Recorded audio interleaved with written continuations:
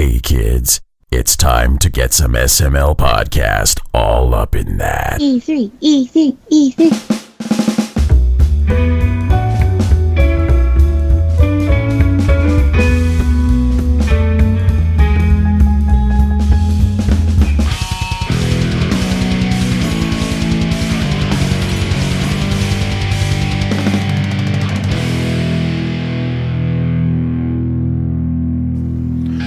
What's up, everyone? This is the SML podcast. I am your host, Joe. Bunch of reviews this episode. Not a lot of news going on because we're in the middle of E3, and we're going to save all that good shit until our Friday episode. But until then, we got the reviews, and we are kicking the show off with CJ and Cole Martin both here. How are you two doing? Pretty good. I was going to wait and see how long it took you to go first. Okay. I figured out what you were doing. I'm on to you. Just a minute and a half of silence before. That would be great. Guys, hello? Neither of us want to say how we're doing first, so. So, before we get to the reviews, are you guys excited for E3? Shit is happening. It is going on now. Yeah. I'm really excited for today because we're recording this right before Microsoft stuff. I know. I am so the rumors are going around that Scorpio is going to be $500, which is actually completely reasonable considering that's how much I spent on mine. Granted, it came with a Kinect, but still, I mean, I would take that. I asked my best friend who is Xbox. He loves his Xbox, but he's not like Xbox everything. And I was like, at what point would Scorpio be more than you'd just be like, no, that's not worth it? And his cutting point with what little he knows, he doesn't follow the news on it or anything. What little he knows about, he's like $4.99 would be my breaking point. He's like, I paid pretty close to that for my original Xbox, so $4.99 would be my breaking point. So I kind of hope it doesn't surpass that. Because I think I'm hoping not either. I mean, with the initial hardware specs revealed, I was legit thinking like $7.99 just because of the actual hardware being so powerful. Yeah. But there's no way they would go that much. Sales. It's not that it would be unreasonable for the system. It would just be nobody would buy it because at that point it's just a PC with an Xbox skin. Yeah. Yeah, people don't look at consoles as something that they're going to plunk that much money down for. Yeah. So they even with the original price for the Xbox One, I waited. I was like, look, I want Xbox. I love Xbox. I want to upgrade, but that's just not, I can't afford that. And even at $4.99, I have to go, well, I'm going to have to wait till tax time, you know? Yeah, well, that's exactly what I wound up doing. Which just happened to wind up perfectly with Titanfall's console coming out. So Titanfall. Yeah. It was smarter to wait anyway. You get a game with it for the same price that you normally would pay for the system alone. So I was a it's day smart one. to wait a little bit. I was a day one buyer. I have my day one achievement. I wish I could have been. I wanted to be, but I couldn't afford it. I have a legit day one achievement that was redeemed on day one because I bought the system day one instead of one of those assholes who bought the achievement card off of eBay and they're like, ew, look at me. I redeemed this in June. I really don't see the point in that. It's not like it's worth any gamer score. It's just a little badge, basically. No, but I think I will be day one for Scorpio. I wonder if they're going to have a separate achievement for that. I don't know. I don't know. Well, I guess we'll see. Again, and who knows? The price could be different because the rumors come from Jeff Keighley, who, if anyone is going to know shit, it's going to be him. And he said that the $4.99 price was what was talked about during the show rehearsals. So which might be just... It is very possible that they could have rehearsed at that price, and the show comes along, and they're like $4.49 or $3.99. Who knows? Yeah. That would can be happen. Insane at $3.99. Like, but they did just drop the Xbox One S, I think, permanently. No, it's a 1 week price drop, and it's only like select bundles that are down to $199 for like a week. And I think Which Gears is also 4 is funny now because $250 instead. I had my friend that I was talking about before, me and him had made a bet, and I was like, look, I said the consoles are $249 right now, and I said I want to bet money that they will go down to $199. He's like, no, he said maybe $225, but I don't see $199. That shit popped up $199, and I sent him the link immediately. I said I was right. Now you motherfucker. Because he hates anything in the world. There's nothing he hates more in the world than have to admit that I was right about something. So when I am, I'm like, yeah! And then I just make it worse. Oh, man, always good. Well, are you guys ready to jump into things? We could save the rest of the E3 speculation and news and all that other fun stuff until... What? What'd you say? Well, there would be no speculation at that point on Thursday. It would just be what happened. True. Like all the news and all the wrap-up stuff. But, Cole, what did you say? I didn't like it vibrated when my sister sent me a message. No. Normally I have it turned off to not do that. And so that was like up against my ear, and I'm like, ah! Sorry. I think it picks up on your guys' end when it does it too. And she's liable to send like 27 messages in a row. I love her, but she'll send like 27 messages in a row. Fun. Well, anyway, we're going to kick things off with the game debuting on Xbox after being on PS4 for a while. So, going with all the Xbox talk, here's an Xbox game, Plutobi, the Dwarf Planet, developed and published by XINESS. It released June 1st on Xbox One for $14.99, previously available on the PS4. Plutobi, the nickname of Pluto, was kicked out of the planet list in 2006 and became a dwarf planet because he is so small and weak. So he decided to show his power to other planets in the solar system, absorb many asteroids and become stronger. Also defeat about 60 planets, moons, and mega asteroids to show his power. The both of you played this one, and I'm eager to hear your thoughts on it. So flip a coin and pick who goes first. PlayStation can have it back. Whoa! Wow! Wow! All right, that was rude, and not at all. But it was just. Okay, well, I'll start let's start with CJ, because I know Chris Taylor covered it previously on the PS4, and he seemed to really enjoy it. Cole, it seems like you're not a fan. CJ, what do you think? We'll start with you. Yeah, I think that's a good idea, Joe. Well, Plutobi is a interesting concept that that would be a lot of fun if it wasn't so difficult. And the difficulty isn't because of the actual, well, I mean, it is because of the game, but it's because it's confusing, not because it's actually hard. The game has like a rock, paper, scissors, and a fourth item kind of setup where it's like the asteroids each have a different element, and you have to try to absorb the asteroids to gain mass, but the you have to be able to pick the perfect element that you have on you at the time in order to combat the element that the asteroid has, and that just becomes confusing. Especially because they'll send like 40 asteroids at you at once at some points, and it's just like, what the hell am I supposed to do with all this?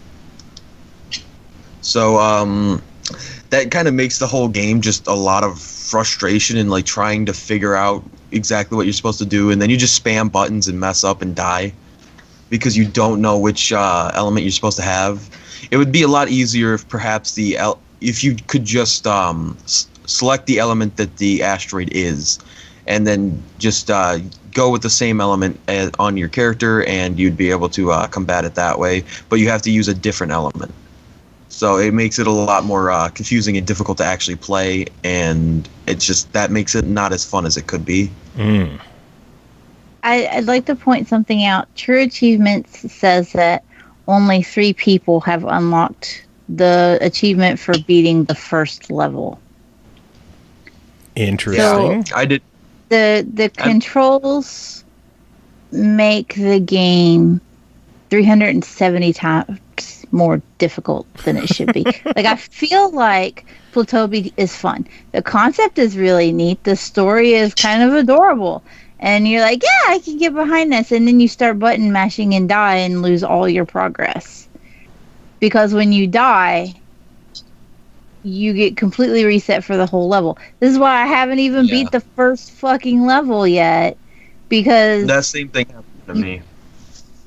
You can get through it and get to one of the asteroids or one of the bosses if you're lucky enough to make it that far, and then die, and you're all the way back at 1-1 again. So if you don't actually succeed, you lose all your upgrade points, you lose any progress you've made through the levels, you just shit out of luck. Huh. I can agree that the control scheme is interesting and weird. I don't mind, though, that the elements are tied to the face buttons rather than like a stick and just changing the element. I don't mind that part either. I actually thought that was one of the easier parts of it to pick up. It's the using the right thumbstick to navigate with it. That's just... Jesus, that was really loud. The first... the last one I didn't hear. That one I did. That was very obvious. Holy shit. It's like you were holding it onto your mic. My bad. Holy shit. The movement system, I'll agree, is really weird, but it makes sense because it is in space. There is a lot of, like, I guess, floatiness and drifting, because the left stick, which is what... Okay, so I'll say right away, I thought that this was going to be a twin-stick shooter, because the left... your movement icon looks like a reticle. Yeah. And basically, you push that reticle to move in the direction you want, and depending on how far you moved away from your character, that increases your speed. So, when watching trailers, it made it look a lot like it was a twin-stick shooter, and not some kind of like almost Feeding Frenzy style game, except a lot more complicated. The controls are similar to Anoxemia, how you go in the direction of your reticle as opposed to actually controlling the character itself. So it's just... Yeah, and that can be confusing because you'll try to move your character with the left stick, and and you'll push the left stick really far, and then all of a sudden you're moving really far in the other direction, and you'd have to take a lot of time to adjust to where you're going. I think if it were an open arena as well, that wouldn't even be as big of an issue, but because it's kind of cut out like labyrinths, it intensifies how difficult it is to actually maneuver. But maneuver aside, I really think that the hardest point just comes down to being able to actually switch to the element you want in order to combat an element that's coming at you. Like, it starts easy enough. Like, if you see a fire one coming at you, you got to switch to the water element of your character. Yeah. And that's easy enough to learn. But then you have metal and soil as the other two elements, and those don't make sense. Why are those combating each other? Like, obviously, fire destroys metal, I guess, because it melts it. Jet fuel and steel beams and stuff like that. Jesus, and then fucking idiot. and then but metal defeats soil, which I guess just is like a metaphor for how we've destroyed the Earth with technology, but still, it's not. Plutobi. But no, that's the case. Like, I don't see how metal really defeats soil. Like, it just doesn't make a lot of sense. They're gonna go write that into the description because that's the closest they've got to coming up to explaining it themselves, probably. You are so freaking rude. Jeez, the fire coming out of you. Like, I'm trying to be as nice as possible, and you're just like, this game sucks. I'm waiting for you two to just start throwing punches. Right? Come here, bitch. Fuck you.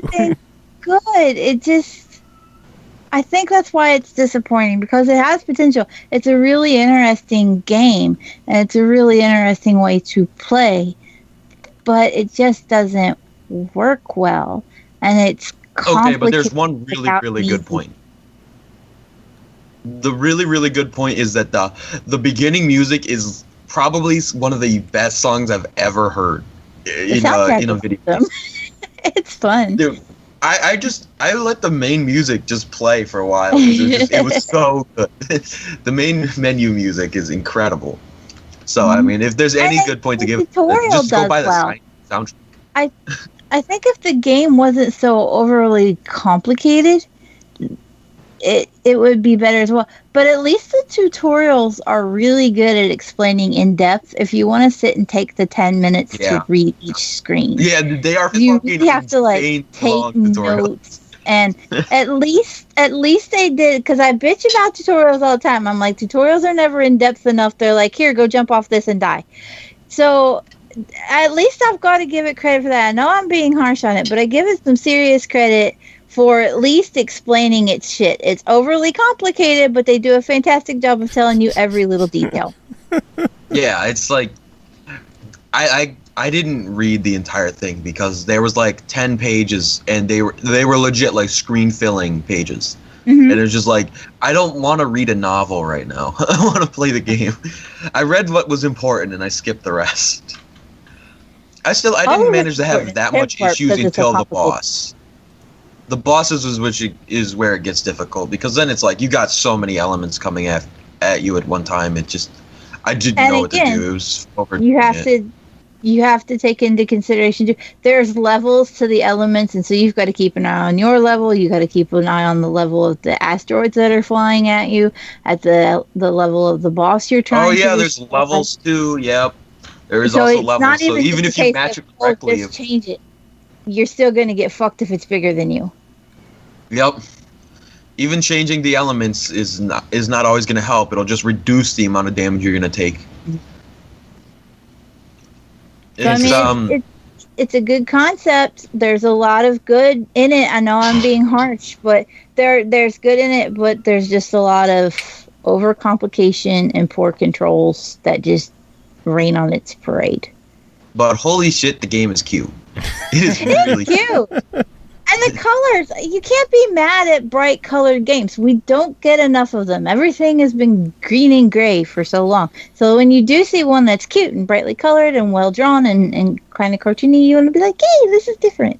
You guys are like bipolar reviewers, how you jump from something good to something bad to something as much good as bad. He's trying to counter me. This is a new segment for the show that you can introduce, and it's just Cole versus CJ. Cole always wins. We should have did that for the Little Acre. Oh God! I have to get the two of you on the same game a lot more often. I know. Overall, Cole, you mentioned that it only showed like 3 people beating the one level on true achievements. I'm wondering if the true achievements, like information or scraping the data, is accurate, because neither of you show up on the game list for true achievements. Yeah, because we didn't beat the first. Yeah, if you have to get an achievement in order to show up. And if you haven't got an achievement, the initial achievement too on Xbox says only 6%, so I would assume that's pretty close to the 3. Yeah. So it's pretty insane. I think only 2 or 3 achievements for the game as a whole have been unlocked, and there's only 2. To get the achievements, there's achievements for beating, but there's also achievements for getting a set score, which is like 700,000 for most of them, but there are a couple I think that are 1 million or even higher. And it's just insanely complicated to get that kind of score. I don't know how. If I ever have to beat anybody has completed this game, I will do a backflip. And given my arthritic nature, I don't think there's going to be any point where I'm doing a backflip anytime soon. All right, so final verdicts. You guys have been going back and forth on this one for a while. I need some final verdicts. What are your thoughts? You go first, CJ. All right. Because I'm going to be a little bit nicer than you. I'm assuming I know what rating you're going to give it. But for me personally, I think that the game is cute enough and has good enough music to buy the soundtrack. And then for the game itself, I'd have to give it a hesitant try it. I don't think that it's bad enough that it shouldn't be played. I just don't think it's good enough to actually recommend. I think if you want to give it a shot yourself and you've been looking at it for a while, maybe it's worth checking out. $15 isn't a horrible price for the game. It's fair enough. Yeah, I would disagree. I was just about to say too. I was like, wait, what's the price? So maybe I could save it with a fuck it, why not? But then you said 15. And I'm like, no, don't. Just skip it. I'm sorry. I knew Eternal would give it a deny. Bad. Yeah, I feel bad. Just deny it. You've got to be really desperate for something different to play to plunk $15 on this one. I'm sorry. So we had Chris Taylor, if I recall, I think he gave it a buy it. CJ gave it a try it. And Cole gives it a deny it. So this one game has covered all of the ratings. That's pretty funny. I feel like I'm always the harshest critic. Damn it.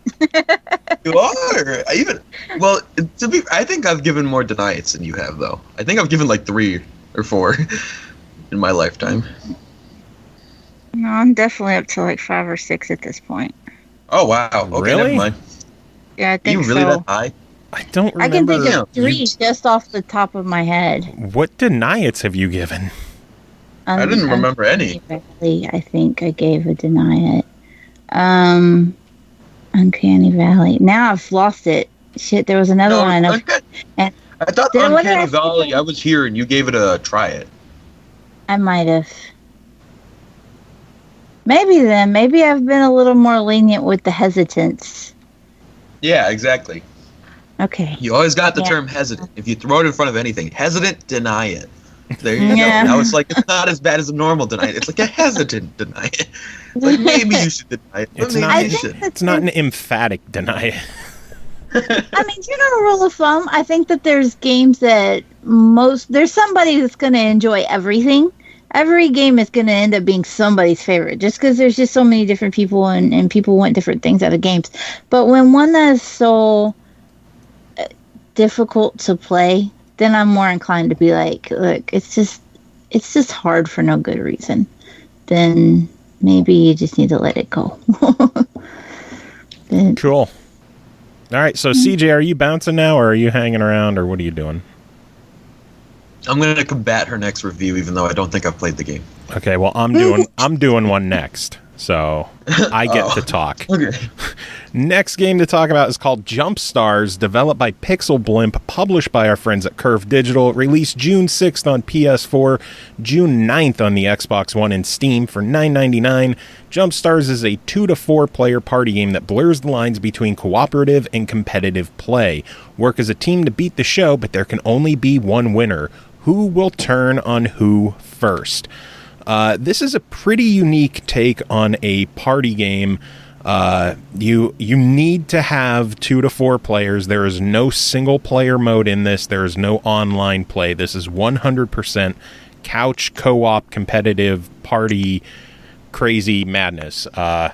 Clearly, I don't have cats to play with because they can't use controllers yet. But thankfully, my wife sat down with me and we put some time into it. And then a friend came over and we played a little bit more. It starts off where all the players are trapped in some kind of crazy, insane game show, and you have to beat the game show to escape. And to do that, you and your partners, for the lack of better word, since you have to get along for part of it, you are going to play through 4 different mini games where it could be things like dodging hammers that are coming from the ceiling, or standing, or what the hell was it? Like standing on little ice plates in an area that's just getting hotter and hotter. So if you're on fire, you end up burning up and losing. But you also have to work together to step on colored tiles on the floors to earn points. And you have to earn a set number of points to, I guess, complete the stage. And then from there, it's whoever lasts the longest wins the majority of the points. And it's like the winner gets like 50% of the points, the second place gets like 30, and then 20. It's staggered out. So you clearly want to be the winner in each game, but you have to work together. Whoa, I just got some feedback.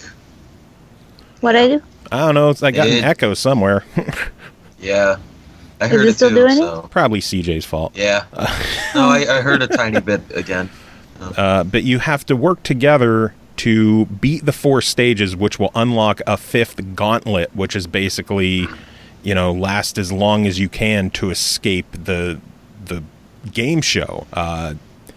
In terms of like story, there's not much in the way of story. It's just a game for friends to come together, work together for a bit, and then fuck each other over as much as possible at the end. A decent variety of mini games. They have a handful of variants on a lot of them with different stage layouts and stuff like that. They have a mode where you can select whatever games you want, kind of like a free play, if you want to go that route, where you could pick anywhere from 1 to 10 different games. Achievements in the game, because CJ, I know you like this stuff. A lot of grindy stuff of like jumping thousands of times or punching thousands of times. I was looking at that. It's something that is meant to be completed by playing with friends over a stretch of time, not marathoning it in a night, which I know you enjoy doing. I can play a long game. I did evolve. Yeah, but then the downside is that, like I mentioned, this is multiplayer only, no single player mode at all, and it is local only. So this is, if you don't have friends to play with, you've got to pass this one up. There's just no reason to get it if you don't have people to play with. If you routinely have game nights or company over, I think it's definitely worth checking out. It's I would give a solid try. It's a lot of fun.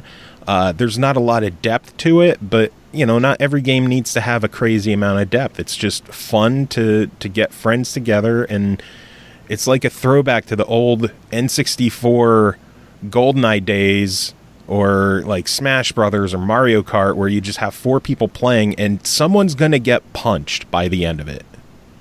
Fists will fly and people will laugh. Blood might be shed. So it's one of those you play if you don't want to keep the friends you've invited to play. Pretty much.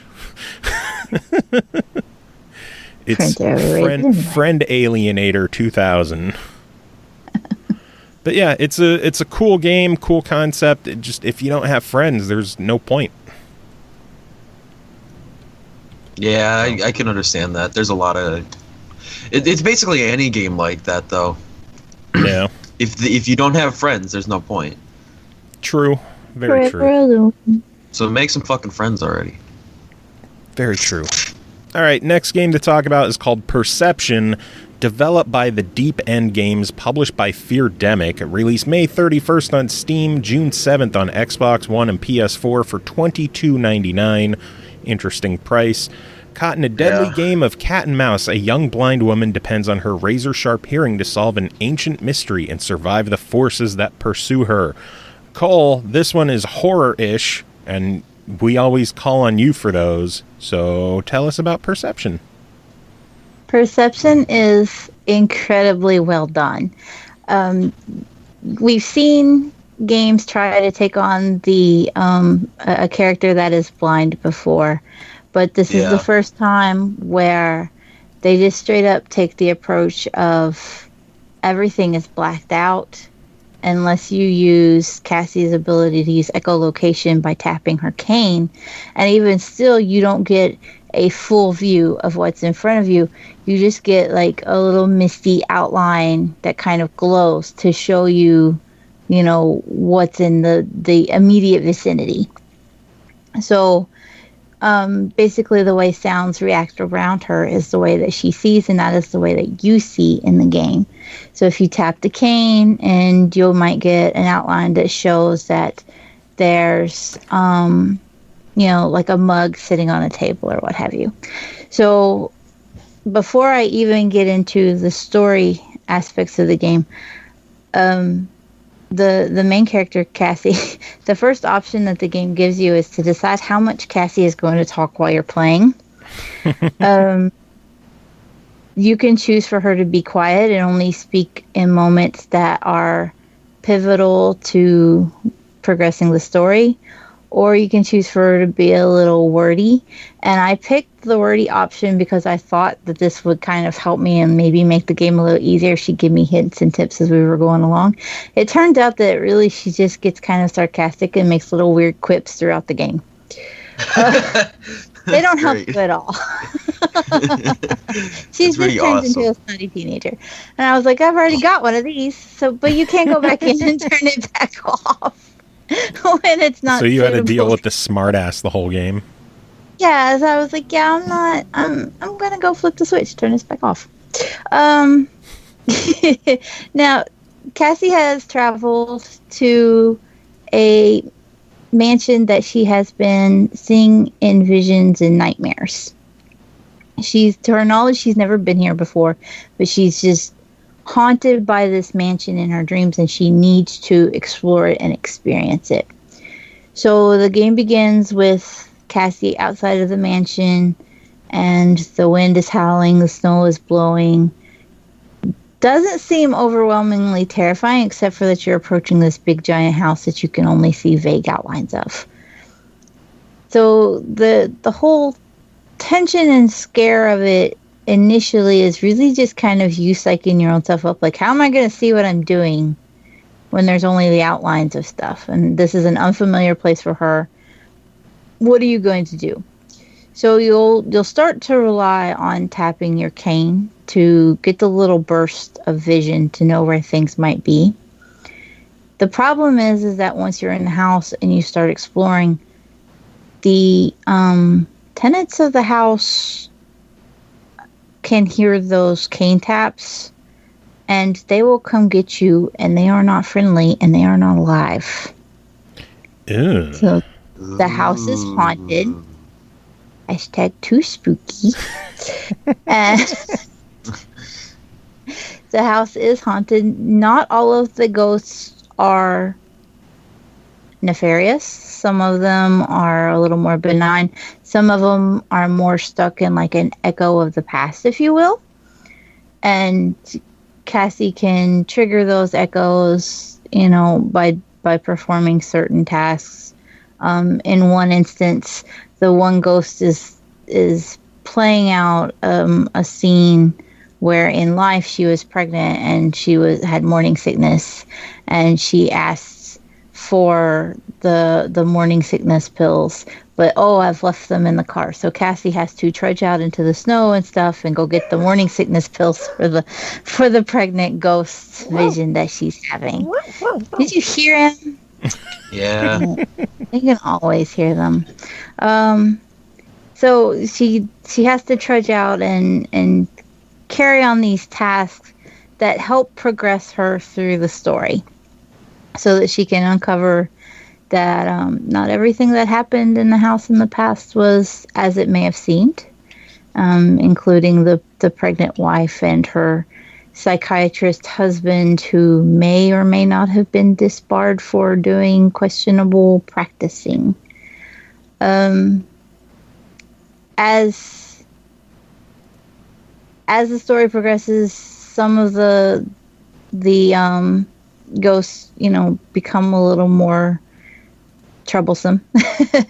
But if Cassie is caught, the game will just kind of teleport you back to the beginning of the house in the foyer area. So it's not overwhelmingly problematic in any way that you get caught. It's not a huge loss, which is a good thing, because it's easy to get lost in the house when you can't have any kind of visual cues as to where you are. Yeah.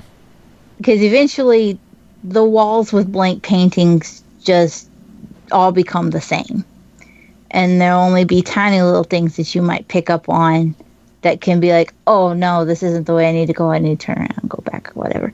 But it can be a little easy to get lost. Fortunately, for some inexplicable reason, Cassie does have the ability to use a sixth sense where you can pull the left trigger and it will make your objective glow.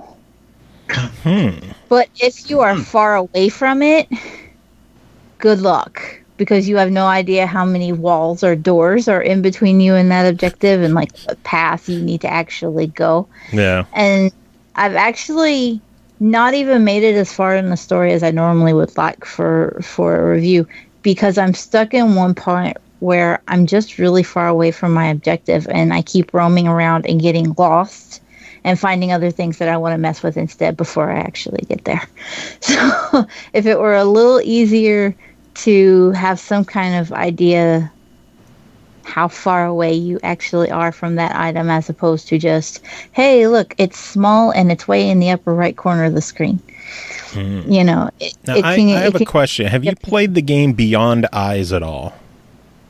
No, I've wanted to, and I've seen like videos and stuff for it, but I haven't actually got to play it. I was curious to see how this one stood up to that, since they're both pretty much about blind people trying to maneuver around in a world they pretty much can't see. Yeah. With my experience, though, with what I've seen of Beyond Eyes, at least when you're in an area, you have color and like actual outlines and stuff of what's around you. So you can kind of at least note what you're passing through and what have you. With perception, you don't have that luxury. Like, this is a huge mansion with sitting rooms and bedrooms and what have you. And it's easy to be like, oh, well, there's a radiator. There's another radiator. Wait, is that the same radiator I passed 10 minutes ago? Did I just go in a circle?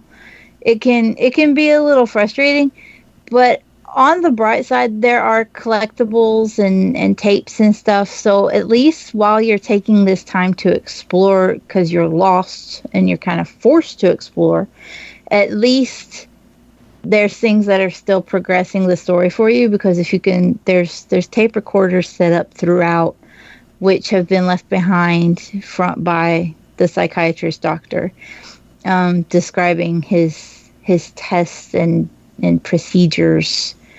And so you're at least getting that part of the story.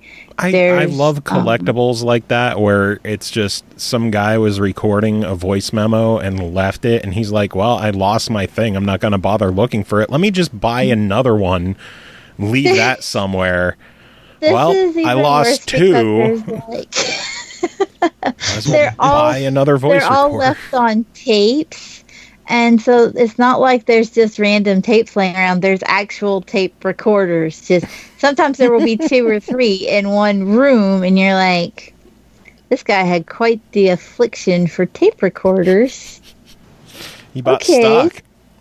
Yeah, like I would guess there's easily a dozen of them in the game. You just had Prime Pantry with those. Every month sent you. Oh god. Dash button. The dash button. I'm out of tape recorders. I'm out of tape recorders again. Part too, the game was backed on Kickstarter, and so there are backer tapes as well. And like, if you can find these hidden rooms, there's another tape recorder with another recording, and you're like, yeah, but at least it's left by each person instead. Yeah. But then you gotta go, well, somebody put the tape in the tape recorder, and maybe the tape was by the backer, and the tape recorder was just a spare that the doctor had hanging around. And I think there's 5 of those. And you're like, it's a little quirky, but it's forgivable. Maybe the ghosts are just randomly finding the tape recorders and putting the tapes in them for you. I don't know. But maybe. It does at least help. And again, even if you can't tap your cane in some areas because the ghost will come after you, there's other things you can use. Like, there are TVs that if you turn on the power to a TV, then the sound from the TV helps with the echolocation for that little certain area. Again, the radiators that I mentioned before, they leak. They make a sound. So she can see around the radiators because of the sound that they make. And even if you are kind of over tapping your cane and drawing a little attention to yourself, the house gives you plenty of warning that it's kind of getting a little pissed off at all your noise. So like there's like creaks and groans that you'll hear long before the ghosts actually come after you. So once the house starts to let you know it's a little pissed, you can be like, yeah, I'm sorry. I won't tap the cane. I'll just sit here in the dark for a few seconds. And then you can carry on your way. And there are some rooms where it gets pissier a little faster than the other rooms where you can just sit there and like bang on the metal railing if you want to and it doesn't care. But at least it gives you fair warning. And again, even if you do overdo it, I know I read some people were kind of using it as a fast travel to get back to other parts of the house faster because it would just bring you back to the foyer. Death warp. And so you have to backtrack all the way back to that area. You could just get a ghost. Oh, so it doesn't like remove any progress if you get caught? No. Okay, that makes just resets where you were in the house. So it's not damning to take your time, and if you really want to make a bunch of racket and explore everything. Death warping, gotta love it. Yeah, the worst you're gonna do is get teleported by a pissed off ghost. So basically, they're kind of trying to not so friendly show you the door by literally pointing you to the door. Get the fuck out. So I gotta know, for $22.99, what's your verdict on this one? Buy it. This is fun. It's just fun to explore. It's not overwhelmingly spooky. There's not a lot of jump scares or anything. I did jump a couple times. I was like, because everything is dark, and then something will just be kind of lurking in the shadows when you tap your echolocation, and you're like, I'm gonna pretend I didn't see that. So that creepy thing in the corner is totally not going to eat my face today, but it's fun. It's enjoyable. It's really creative. I wish I could have managed to get to the end, but like I said, I was just struggling with some of the navigation. It's not the worst thing. It's forgivable. At least you can explore while you're trying to find whatever the fuck you've got glowing in the corner that you can't get to. So, I mean, I still give it a buy it, just despite that. Sounds good. CJ, did you want to critique her at all? No, it's hard to critique when I haven't played the game. I assume it's pretty good, though. Also, to make point of the weird price tag, I assume it was just given a price in England or in the UK, and then it was just translated to US dollar for us. Like, good enough. I kind of like when they do that a little better, though. It feels a little more fair. I mean, the odd price tags are kind of a pain in the ass, but at least you're paying the same price as everybody else. Exactly. It's not bad. All right. Well, thanks to the two of you for joining for those reviews. I will let you get going, and have a good E3. Thank you for putting up with us. Good and stuff. thank you to Plutobi. Or Plutobi. You can't even say the game name. Plutobi. Oh, you're the worst. But thanks again to the two of you, and it is time to move on. Next game to talk about is called Conarium, developed by Zoetrope Interactive, published by Iceberg Interactive, released June 6th on Steam for $19.99. Conarium is a chilling Lovecraftian game which follows a gripping story involving 4 scientists and their endeavor to challenge what we normally consider to be the absolute limits of nature. Inspired by H.P. Lovecraft's novella At the Mountains of Madness, but largely set after the original story. Steam game, horror game, who better to get on the case than our friend Ryan Underwood. Wood, welcome back to the show. It's been a while. We've missed you. Yeah, I had some training I had to go to recently, so that took a lot of my time. But now I'm back. I can do reviews again, so that's good. Yay! Yeah, it's always good having you on. Always good. Thank you. As CJ's microphone had a fuck up there again. It's what it is, man. Exactly. This guy understands it. Yeah. The technology just does that. It sucks. So speaking of technology, so yeah, this is a very Lovecraftian type story, which I remember talking about a lot because I haven't actually read any of the Lovecraft stories, but I'm really familiar with a lot of the tropes that story is. And this takes it in really heavy to the point where I feel the horror is based solely on how much your knowledge of Lovecraft stories are, which I do find unfortunate, because as far as like scares go, I didn't really feel too jumped out, except for when a couple times where I see my own character's reflection, I actually jumped. Oh shit, it's me. It's me. Oh wow, I feel foolish. Yeah, it's as far as like building atmosphere, it does a pretty good job of that. I do like the fact that it goes with the disjointed type of storytelling, where all of a sudden you're jumping from one location to another time. You don't even know when or where. I assume something about the 1980s. Somewhere about the 1970s, 1980s. I'd say about that time frame. It's Battlestar Galactica kind of aesthetics, if you will. But nice. But it does a lot of the same tropes of the mankind trying to, go beyond the veil that they're in. But I feel like it kind of falls just short, though. It's almost got it, and it's a really weakest part is the voice acting. It's not. It's almost there, but it's not. It's not enough, unfortunately. I think that does hurt the presentation altogether, and that's unfortunate because, hey, when you're doing essentially escape room type horror game, your voice acting is incredibly important for telling a story. Yeah, it just wasn't there. It's just so frustrating. Yeah, it sounds like it has the atmosphere there. It's just the voice acting takes you out of it, I guess. It does. Which is unfortunate, and also you don't really get a sense of danger. I mean, there's games like Layers of Fear. Again, like there's no risk of failure. You just got to figure it out, right? Yeah.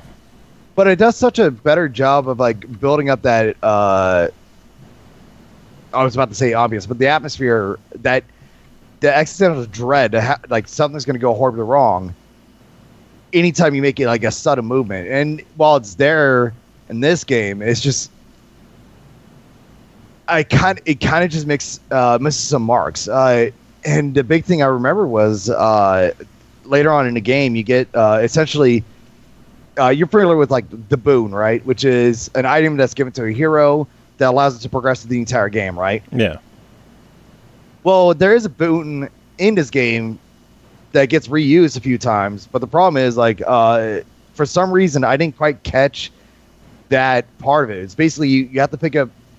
Because you're told to like pick up this stone, put it in a scepter. It's like, oh, cool, can clear away all these vines. And for some reason, like I didn't catch that. Oh, I'm supposed to pick that back up and carry with me in order to progress to the rest of the game. Actually, legitimately through the rest of the game. I didn't get that, unfortunately. So it was a little bit frustrating on that aspect. Some of the puzzles. I mean, the puzzles were legitimately just, thankfully, it's still easier to miss, because Miss is like one of the worst adventure games out there as far as puzzles. Yeah. But puzzle solving in this game was always just find a room, find a puzzle, don't know how to figure it out, go back to a room you missed. Your character writes down the solution, sorta, and writes down the notes, and then use those notes to solve the puzzle. So I would say it's not too. But every puzzle was just like that too. I did like the fact that it talked a lot about pattern repetition, a lot, as far as the puzzles go. Because I mean that's all Cthulhu technology is. It's just you match this puzzle with another, this symbol with another symbol, and magic happens. No. Yeah. So I don't know. I just wish it did a better job of storytelling. I just wish it was almost there. It was almost there, but I think it just kind of fell away from being able to tell like a really good Lovecraft story. Granted, I haven't read the Mountains of Madness, so there's that. Yeah. So it's possible you're missing a little bit because of that, but I think it'd be weird for a game to just assume that you read that to begin with. Yeah, I mean, and the good part about Lovecraft is the tropes are... Well, no, yeah. Another trope. All flashlights are called torches. Yeah, which I guess it's in itself is British. In itself is not weird, because that's British already, right? Yeah. But he's from New England. New England. It's England, so they keep it over there. I don't believe you. No, over there they still call it torches. In fact, New England? They still call cigarettes the other word too, but I'm not going to say that one. You're kidding.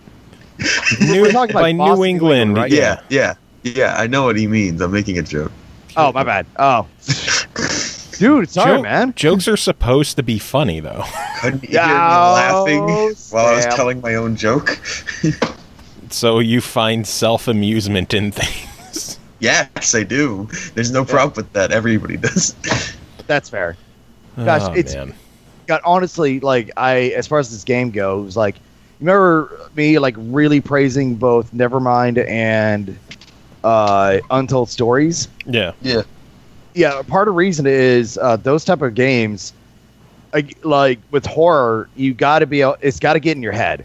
Like, you got to start, like, really thinking about it a lot.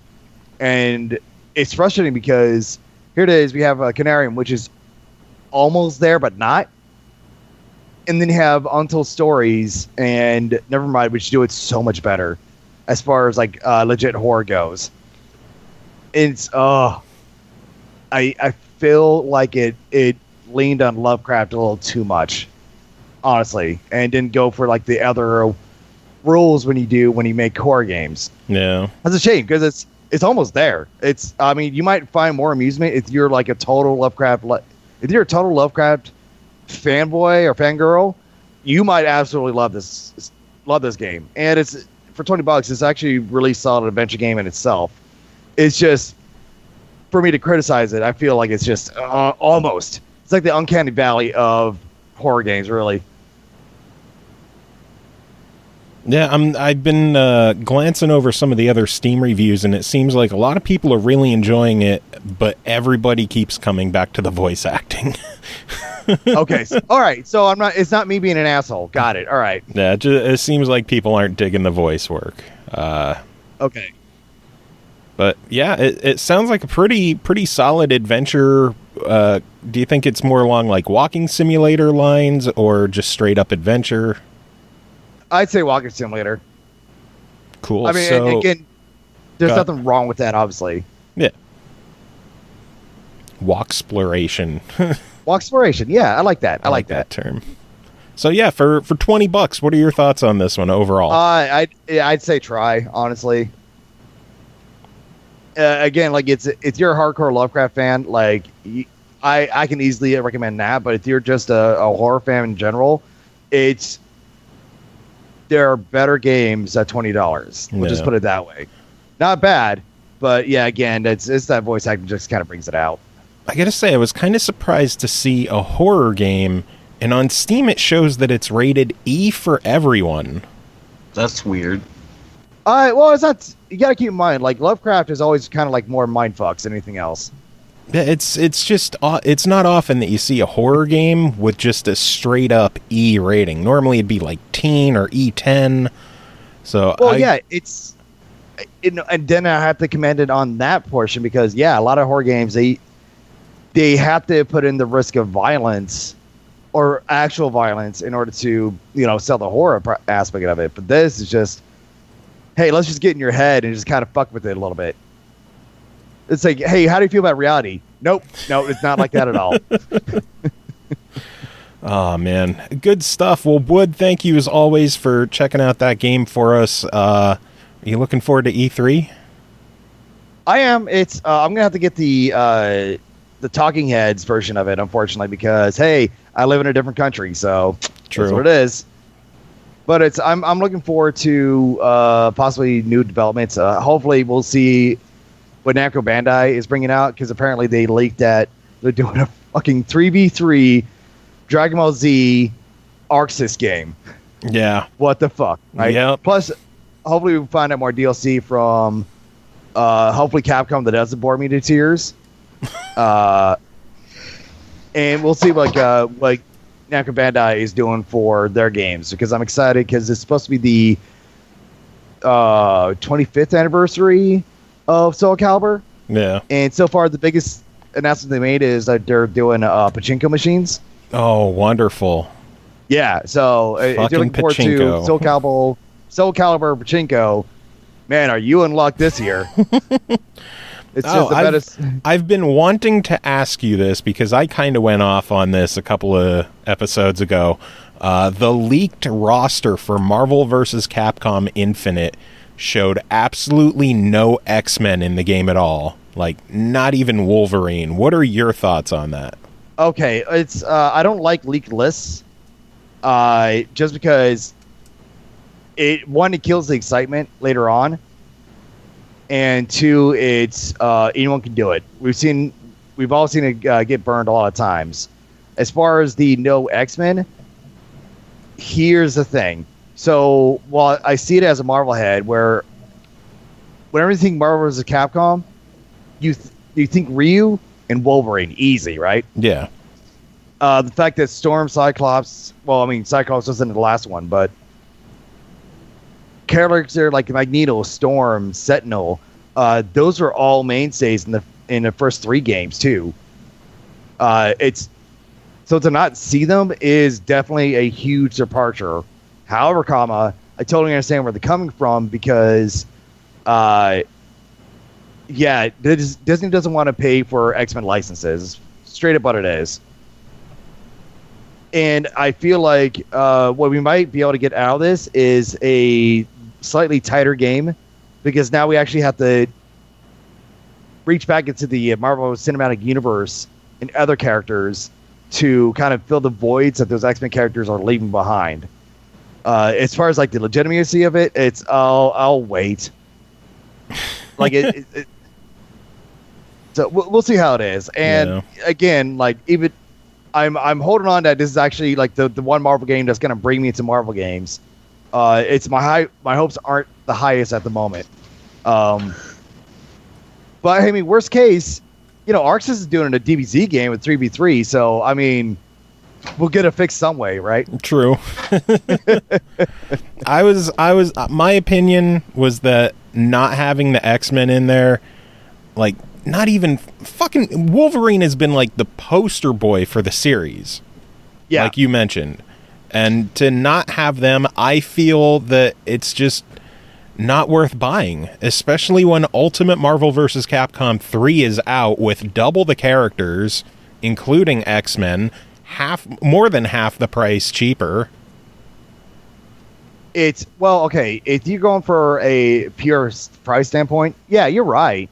But for me, like, I don't care about the characters as long as I find one character I can enjoy. And guess what? It was never any of the X-Men characters for me. And you also have to keep this in mind. Marvel vs. Capcom Infinite is not Marvel 2 and it's not Marvel 3. It True. Is. So what we're gonna see more is gameplay at E3, and guarantee it. And I'm sure I'm gonna hear from the FGC that it's gonna be feeling a lot more like Capcom versus Tatsunoko.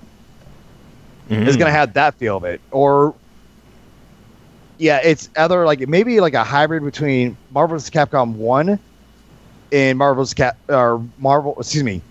versus Tatsunoko, or Tatsunoko versus Capcom. Wow, I cannot talk right now. Because I mean, it's you kind of got this system where it's a 2v2, but your Power Stone, or your Affinity Stone, kind of acts like your Striker from Marvel's Capcom 1. Is like how that operates, right? Yeah. So it's still 2v2, but you have that stone as like kind of gives you that third assist. So I think that's we'll kind of like, so it's a wait and see kind of thing, I guess. It is. It's only for you, but since I'm a fighting game head, I'm totally buying it. Kind of figured you would. But that's happening. Anyway, thanks as always for coming to join us, and I guess we will move on with the reviews. next two games to talk about, we're bringing in our good friend Pernell Vaughan is back. Pernell, how are you doing? I'm doing pretty well. How about yourself? I'm enjoying this E3 weekend, the festivities. Good stuff going on so far. I'm completely behind on it. This whole day, I was like, I've been like working in the yard all day, and every once in a while I'll pop online and someone will go, Xbox One X, what's? And it's like names and stuff. I'm like, well, I'll sit down and digest it all later.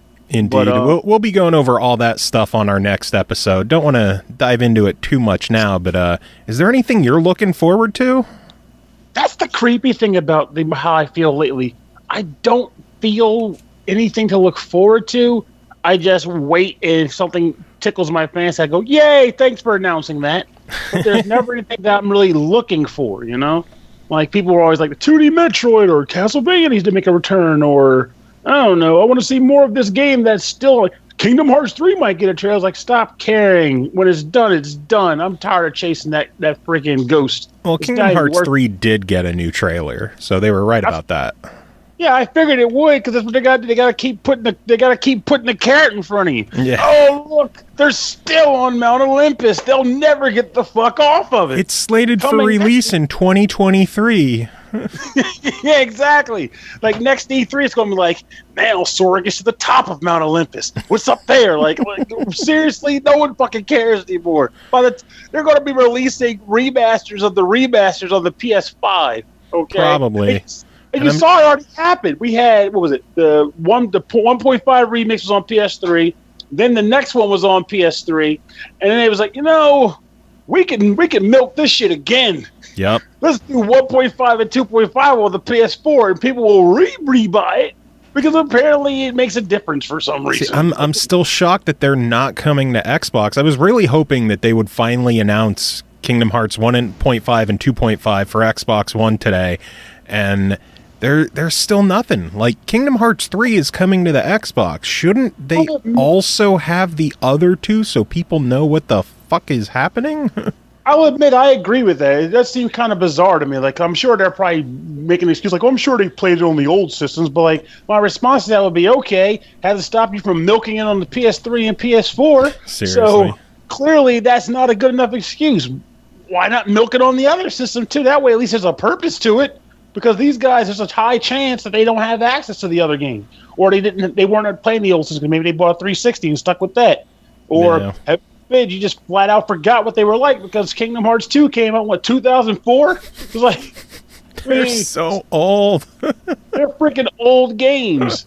I was still in college, like my first attempt at college when Kingdom Hearts 2 came out. It was like, you gotta be kidding me. Let's not forget that when the original Kingdom Hearts came out, it was still Squaresoft. I didn't even think about that. Holy shit. That's a pretty big deal. Yeah, it was still Squaresoft. And Enix was a separate company. Enix had a soul back then. Anyway, we should probably get to your two games, because I know you've got dinner on the way or waiting or something like that. It's on the table, but at the same time, my brain still likes to jump. When I can talk about games, I'll get into it. Indeed. It's so rare for some reason. Video games are fun. Anyway, the first game that you're here to talk about is called Neighborhorde, developed and published by Fermenter Games. It released June 6th on Xbox One, PS4, and Steam for only $4.99. Neighborhorde is a couch co-op shoot-'em-up where you and your team of friends use toys as weapons and game-changing superpowers to try to survive the attacks of evil robots and zombie Abe Lincolns. This game sounds ridiculous. Pernell, tell us about it. Well, it's a horde shoot 'em up, and by virtue of horde shoot 'em ups, not first person, you probably already have an idea what you're looking at here. It's top down shooting.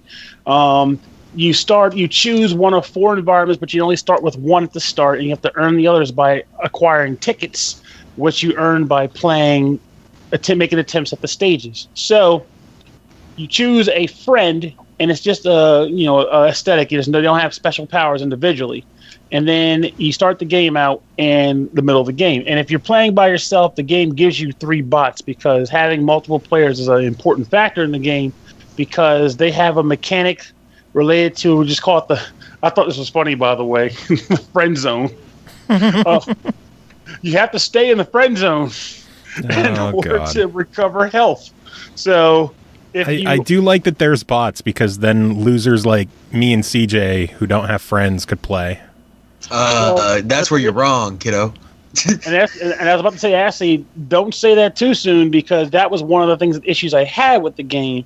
And it's not for them. It's not for them trying. Don't get me wrong. I appreciate they would actually put the bots in and all that, but I'm not sure if a human would make the same mistakes that the bots would make. But you'd find yourself losing to your bots dropping out like flies pretty often. Ugh. And here's the problem with it. And the reason why I had an issue with it. I feel like by the way the game is designed, you're pretty much more often than not at the mercy of the enemies than the other way around. And what I mean by that is, like, sometimes you'll be in a situation where it's like attempting to dodge or be evasive is almost not going to happen.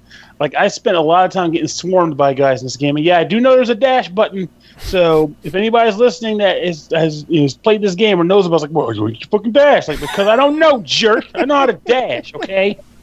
Still got ganked on. Still got ganked. So you basically, a lot of the time, I would use the dash button and evasive shooting and whatnot, but I felt more like my survival was luck a lot of the time before skill. So, but before I guess I've trailed off, I didn't explain how the game plays yet. So, okay. So you start out, and you and your 3 bot friends or human friends are sitting down in the middle of the shooting zone, and the game will introduce through roulette your first enemy type. So I'm not sure if you ever played Monster Madness back in the day or not, but it's similar to that, how the game has a plethora of different monster types, and you come from all sorts of walks based on how they design. Like, there's ninjas, and there's feet, because apparently feet are a monster, and robots. I fought angry snowmen, all kinds of stuff. And each round the game will roulette a different monster, and it'll add it to the roster of enemies that can show up in the wave. And after you kill a wave of monsters, the game will go to a new roulette where it will allow you to either get a new weapon type to show up on the map or a new ability. And the abilities there's actually some pretty cool abilities in the game. Like, there's some that will increase your max health. There are others that will make monsters catch fire if they enter the friend zone. There are abilities where, like, the enemies, the people around you explode. There's all kinds of interesting creative abilities. And the weapon types are interesting. There's the marshmallow shooter. There's, like, frisbees. Basically a bunch of different toys. Like, there's actually toys that are weapons. So that's kind of like how Zombies Ate My Neighbors was, where they took a lot of, like, pretty typical things and turned them into weapons, like water guns and soda cans. There's actually a soda weapon in this game. Nice. So, but in every 4 or 5 waves, a boss monster will appear. And I'm not sure if the bosses are different between different zones, because I never got past the neighborhood because of the fact that you have to buy them with tickets, and I was buying dumb stuff with my tickets instead, like different character skins. So I never got to the point of earning 250 tickets to unlock Camp Woody. So, which I'm sure is going to be a lot of action in the friend zone at Camp Woody. But what was it? So the first boss I remember fighting was, I'm trying to remember, I know it was an alien that I fought, and I fought the wizard. I fought a giant floating wizard head and his wizard friends, and I took them out. And the next boss was an alien, and I never got past the boss after him. So the game itself just gets really frantic and hectic. Though I liked the weapon designs, the weapon types, and I liked the enemy types, because that's partly why I originally bought Monster Madness. I like when games introduce crazy, weird monster design. You fight a lunch lady. I thought that was cool. My only issue, again, is, like I said earlier, the problem is, like, I felt like the dodging was a little wonky, and I felt more like a lot of my survival was based around, like, more so being lucky than actually being skillful. So that's a hard thing to say there, because it makes your choice in the review kind of complicated, because some could argue that was my skill level, and others would argue, no, that's how the game was designed. It's just you're at the mercy of the game. Yeah. So I think I would give this a try in regards to that, because I don't want to be like deny it, and the real issue ends up being that I just sucked at the game, you know? So see, the beauty of this one is in our fuck it, why not range, where considering it's only $5, is it a game that's good enough that you're like, fuck it, it's $5. Why not? So long as you're looking for that type of game, the horde shooter, because that's the one other caveat that I think the game has, which is that it's pretty much nestled into a pretty expanded wheelhouse. Is very there's a lot of people there, so a lot of people at this party, and they're all horde shooting. So there's with the options that exist out there, this is one of the cheaper ones. So that is definitely a sell in its corner. If you're looking for a couch co-op horde shooting game, this one's $5. So indeed, and I know on at least on Xbox One, there's still another week that it's only $3.99. Oh yeah, give it a shot. That's a big Buford at Checkers. Yeah, just get it. So I wish I had a Checkers around here. Yeah, you would hate to hear me. Then I can walk to Checkers. Do they, CJ? Do they have Checkers out your way? No. Or Rallies? Rallies I've heard of, yes. Okay. Rallies and Checkers are the same place. So if you have a Rallies, you have a Checkers. It's like Hardee's and Carl's Jr. Same thing, just different name. Yeah, you mainly go there for the fries, honestly. Where at Rallies, Checkers? Yeah, both of them. Their fries are fucking incredible. And you'd hate to hear this, too, because until June 18th, hey, free marketing! Until June 18th, you can get any size fries that they sell for $1. That's amazing. They sell Rallies and Checkers fries at Walmart. Wait, seriously? You can buy them out of the bag? Yeah. Yeah, I got some recently, actually. I loved it. Those are good fries. I want to try them to see how they compare, like if they taste as good as they do it coming straight from the store. They're not as good as, straight from a Rallies, but they're really, really good. I need to look into that thing for sure. Should.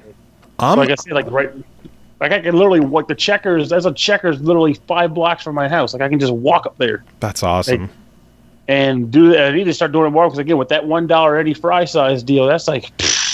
Now that is crazy. It's worth. I'm excited because they just opened, like this week, just opened a Hardee's in our area. Oh yeah, like the closest Hardee's for me prior to this one opening was in Harrisburg, which from Wilkes-Barre to Harrisburg is a solid hour-and-a-half drive. Oh, you're in Wilkes-Barre? Yeah. Wilkes-Barre? I didn't know that.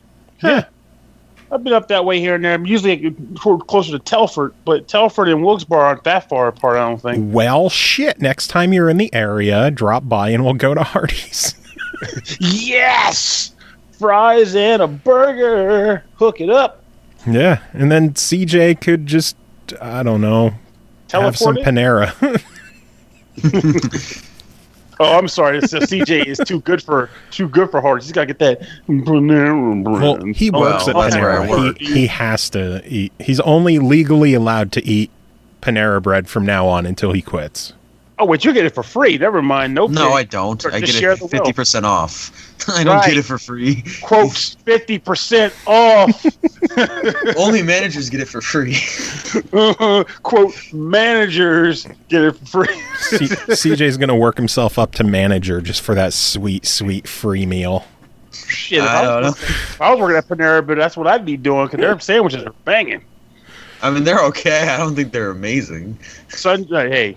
That was the first place I learned that sun-dried tomato pesto was an actual product. So hey, we don't have that at ours. I like their bread bowl soups. I think it's a seasonal thing. I need to try one of those. I haven't tried it. That's what I do at Panera. The bread bowl. It's all about the bread bowl. I get literally the same thing every single time. I just get the barbecue chicken flatbread. Because apparently they don't have sun-dried tomato pesto. Well, I think that's a seasonal item. Like you can only get it during certain seasons. Fucking seasons. Delicious seasons, what it is. That stuff is delicious. I can't. Oh my god! See, I want one now. It's been so long, but it's all coming back. Anyway, speaking of sandwiches and nothing related to it at all, the other game that you're here to talk about is Panera Quest. Yes, it's Illusoria or Illusoria. How do you pronounce it? Illusoria. But there's an IA, so I feel like there's an IA at the end. You know what that means? I've been reading that title this whole time and missing an entire letter. Illusoria. Well, I feel like there has to be the emphasis on the illu, because I'm guessing illusion. I think so too. It's like Elazard was the old anime where mysteriously turn up in crazy world and shit's there. Good stuff. Fantasy, illusion. I'm making up excuses. I don't know why the fuck they call it Illusoria. It's a fancy name. How much do they sell this one for? You got to tell me. But anyway, it is developed by Under the Bridge, published by our friends at Badland Games. It released May 30th on Steam for $9.99. It is planned for consoles eventually. I don't know if there's any kind of info on that, though. It is a game where players can immerse themselves in a fantasy world full of wonderful characters and terrible monsters, a place where death lurks past every corner, and where patience and expertise will be your best allies. So Pernell, or Pernell, for Illusoria, Illusoria. Let's forget a letter for you in retribution. Parnell, as CJ likes to say. Jesus, CJ. Jesus. Tell us about this game. Well, I'm glad you said $9.99. I always need to hear that price tag. It helps me with my decisions. But this game is actually pretty cool. It's got that out of this world vibe to it as far as like exploration. You go from screen to screen, no scrolling. Just screen to screen. And scrolling's for pussies. As I tell you about, there are some screens where there's some scrolling involved. I won't say no scrolling. But anyway, you go from screen to screen, and you enter a world that is under siege by someone called the Puppet Master, and you just happen to wake up in the woods, and you don't know why you're there or anything. You're like, don't die. You're running around the woods, trying to get from point A to point B. And you might think I'm just being a platypus douchebag with the explanation, but that really is what's going on. You wake up in the woods and you're trying not to die. And as you progress, you come across different people who ultimately kind of give you focus on where you need to go or how to proceed and progress through the game. But unless you acquire abilities somewhere in the game that I didn't reach yet, you get a pretty basic, repertoire of moves. You can run, you can jump, you can crawl, which is more like rolling in this game. And you can like hold on to the edge of ledges and pull yourself up. And that's pretty much all you can do. Oh, you pull levers sometimes. But that's all you can do, and you use those abilities that you have to traverse the environment to get to the reach your destination at any given time in one piece. So, mentioning what you said earlier about avoiding streams of death or whatever, you are literally doing that. There is death around every corner, and I have hung out with it and had brunch on multiple occasions. It is a brutal game. But not necessarily in a bad way. It's just you gotta get used to the controls. Brunch at Checkers. Brunch at Checkers, straight with death. Hey, how you doing, man? Let me get one of those fries. Don't touch my fries, die. And that's how it goes pretty much on a regular basis. I put my hand in Death's fry box way too many times. Don't touch my fries, die. Die, and that's pretty much how that game was for me. But I enjoyed every death. Like the type, you find a moment, I'm going to boot this up to kind of give it a glance over and then come back to it later and play it. But then what ends up happening is I play the game for 4 or 5 hours trying to progress through it instead because I'm enjoying it that much. And that to me, especially when I'm doing reviews, is a good sign of a game because you're like, okay, I got to schedule this, I got to put some time into this game, and then I might have to do something else later on and come back to it later. But it's like, nope. I canceled the other thing. I just kept playing this. And that's kind of what happened with Illusoria. I just kept playing. I wanted to see what happens next. I like the constant dying. You develop the desire to say, fuck this. I'm going to beat this obstacle. I'm going to pass it. Oh, and one thing I got to mention about these guys, I don't know what it is. I've played tons of games in the past that have had mosquitoes in them. But the mosquitoes in this game, the way the noise and the sound of them, I was getting legitimately skeeved out by them. Like I was, the chills you get when you're around like insects that make buzzing sounds or humming sounds. I got that from this game. The mosquitoes were freaking me the hell out. And if they catch you, they pretty much pick you up, they stab you in the head, they fly off with you. It's freaking sketchy. It freaked me out. But I think that's a testament to the game's design personally, because it made me really not want to be around mosquitoes whenever they showed up on the screen. I wanted to be away from them.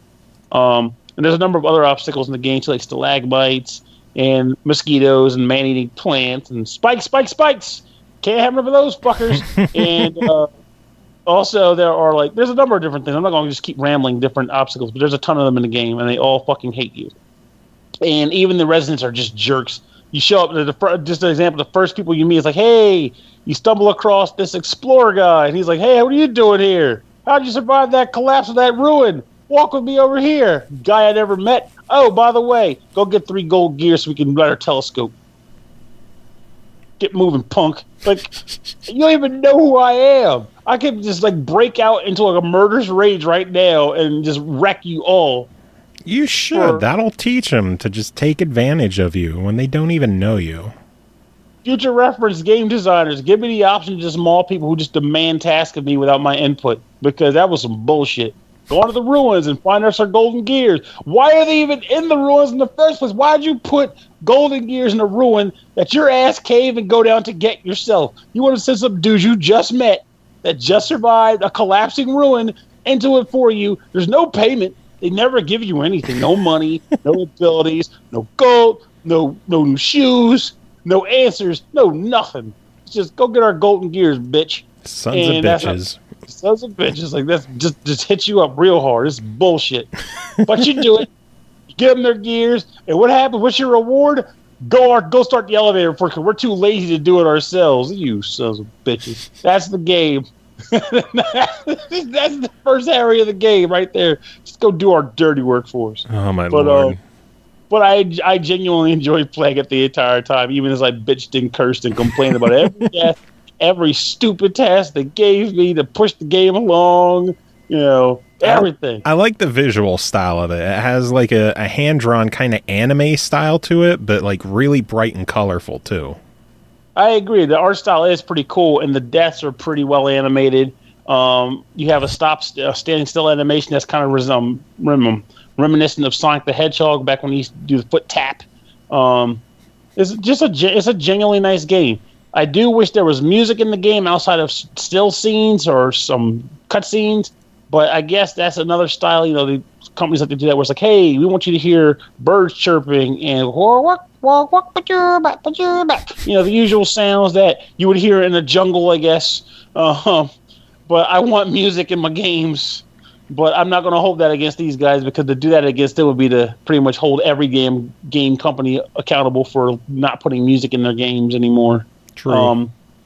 But the game itself I think is a solid platformer, adventure platformer at $9.99. I was going to say for $10, what's your verdict on it? What do you think? I'd buy it, especially if I'm jonesing for out of this world like antics. Sounds good. Or flashback, I guess, too.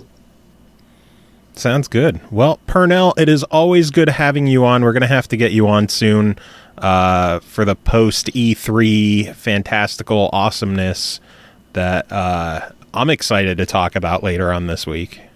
Oh, I'd be game for that. Heck, to be perfectly honest, I'll probably learn half of it from you. That would make a 4-person show. That'd be fun. That'd be hectic, yeah. Oh, I've had bigger than that. We should invite Loot on. That's what she said. Let me stop. But I will admit, though, just be prepared for old man bitchery, because I do that. Get off my lawn, you sons of bitches. It's okay. I'll be zoned out for like 20-30 minutes while they talk about Nintendo stuff that happened. I don't give a shit. Did a better job at fighting the double dipping. We didn't even know we were getting bent over to buy the same game twice. I don't know. If you made it through the EA press conference, I think you can make it through anything. Yeah, that one was rough. That was... That's bad, huh? It was a only snoozer. One game came out that I actually was interested in. We'll talk about that later. I think there were 2 worth talking about, but we'll cover that clearly on our Thursday, Friday episode. But Pernell, thank you as always. We're going to let you go have your dinner, so you have yourself a good one. Thank you, sir. I wish you both the same. Have a wonderful evening. And CJ, don't go picking up any wooden nickels and then spending them on really cheap, achievement-worthy games, okay? It wasn't for achievements, thank you. I'm not going to play it at all. Just for yourself, even worse. Have a good night, guys. Later. Oh, man. Well, I have one more game to talk about, and you're here, so you're staying here for this. Fucking hell, how many games do you have? This is the last one to talk about, you fucking whiner. It's turned into so many games. I didn't expect all this. Oh, bitch. Here's something fun. You heard about the whole Minecraft crossplay thing. Yeah. Right? Yeah, I saw about the Sony thing too. There's now talk that Gunscape from Blowfish Studio Games might be another game that might see crossplay between the Switch and the Xbox One. That'd be pretty neat too. I think it's awesome that Nintendo is actually going with it, unlike Sony over there. Yeah. Yeah, that's. I'm sure we'll talk about that more in the next episode. But for the people not knowing what we're talking about, crossplay is coming to Minecraft across Xbox One, PCs, mobile, VR, and Nintendo Switch. The weird thing is they didn't show like the Switch in the picture initially during the E3 press conference. No, they showed it in the video. Like a Minecraft Switch. Okay, because I noticed that like at the end it just showed like Minecraft, Xbox, PC. Yeah, they in the video talking about it, they had like a Switch built in Minecraft with the neon Joy-Con and everything. And I saw that. I'm like, wow, they specifically showed a Switch in the video. So that's really cool. But hopefully more games do that. Yeah, and go figure, PlayStation, they actively refused. They turned it down. So those bitches. But next time Sony wants an update for Minecraft, we should just turn it down. I wouldn't be shocked if Mojang started doing less and less for the PlayStation version, because pretty much every other version of the game is going to be the same. Yeah, they're going to have to do more effort to keep the PlayStation 1 by itself and update it as well. So they'll be like, go fuck yourself. Anyway, final game to talk about isn't on any console. It is called Dead Age, developed by Silent Dreams, published by Headup Games. It released June 8th on iOS and Android for $2.99. It is also available on Steam for $14.99 if you want a bigger PC version. Just after the zombie outbreak, you were fortunate enough to join a group of survivors and hole up in their camp, but that doesn't set you out of danger. Food supplies are running low, injured survivors must be tended to, and materials need to be scavenged to keep the camp intact. The zombie threat increases steadily, and gangs of hostile survivors keep you on the defensive. This is kind of like a mix between a survival game and an RPG. It has very much the survival trappings of you have to manage resources, you have to manage food, send people on like supply runs to either you could have them stand guard at the camp, otherwise you might have people like bust in and steal your shit. You could send them on missions to go scavenge for food, and then you'll get rations that way. You can have certain people create weapons or ammo or material, like equipment out of materials that you find. And all this stuff runs on like a day-to-day timer where if you set someone to do something, they're done for that day. Wow, lazy bums can only do one thing in a day. Well, this way, people could change. You could change what things people. Sorry, the cat just jumped on my desk and threw me off. You could change. I heard the noise actually of the cat jumping. What jobs people have from day to day. So if there's a guy who is the guard one day, but you need him because he has leveled up in an area to like create new bullets, you could pull him off of guard duty for that day and have someone else do it and have him make some shotgun shells or something. Battles in the game are like turn-based RPG. Like your characters are on one side, the zombies are on another. You tap attack, you tap if you just want to do melee or gun or whatever you have equipped, you pick the enemy, and then it just plays out like a normal RPG, which I thought was a fun little twist and a lot better for a mobile game instead of trying to fuck around with like an on-screen analog stick and buttons and Because as much as I enjoy hack and slash games on my iPhone, I need a controller for that shit. Yeah. So having turn-based RPG-style battles works really well. My biggest issues with the game is that it started off fairly rough. It just kind of throws you into things, and they give you a slight tutorial, but it doesn't seem to cover enough, and the stuff it does cover, they dwell on too much. Like, there were times where I'm just like, come on, I don't need to hear for the fifth day in a row that I have low rations because it's only me and one other person so far. You can't, send other people to do shit until you have more people there. Yeah. So it's a very slow start to it, but once you get into it, the battles are fun and intense.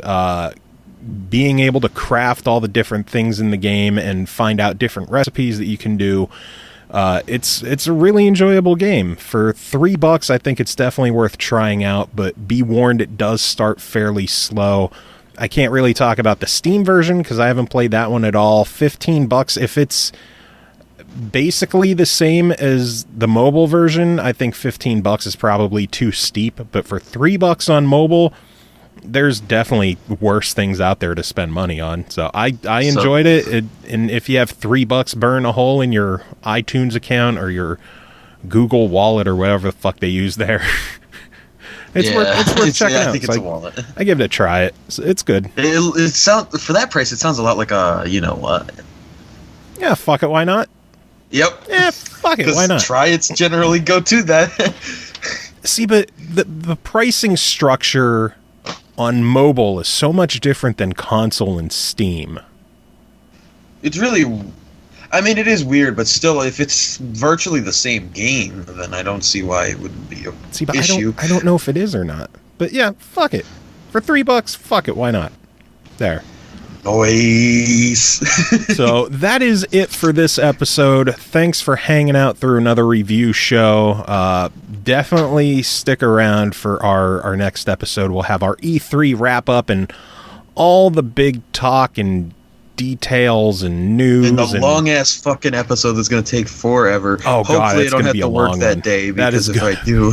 That's going to be a fucking long one. If I have to work that day, imagine starting at 10:30 and work... It'll be like 2 a.m. finishing. But for everyone else, enjoy your E3 week. Enjoy all the news coming out and all the fun stuff. And if you watched any of the stuff on Mixer, enjoy your free Xbox shit, too. Although Mixer is complete garbage and kept freezing, so I had to switch to YouTube anyway. Did you get your Mixer Not yet. grab bag or anything? I don't know if I will, because I had to switch over.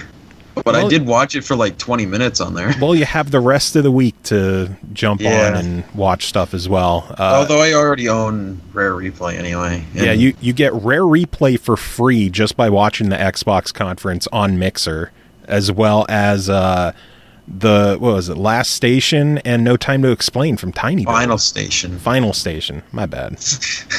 Which I already own. And I already own No Time to Explain as well, but both of those Tiny Boat games I own on Steam, so it'd be nice to have them on Xbox too. And then some other goodies here and there, like a skin in Minecraft and some kind of Hawkins starter pack and just... Yeah, a bunch of random weird stuff, like 3 loot boxes in Halo Wars 2 or whatever they call them. Something like that. But until next time, thanks for hanging out. And CJ, any final words? Man, I literally had some, and then I lost them. So my final words is to go out there and find the final words.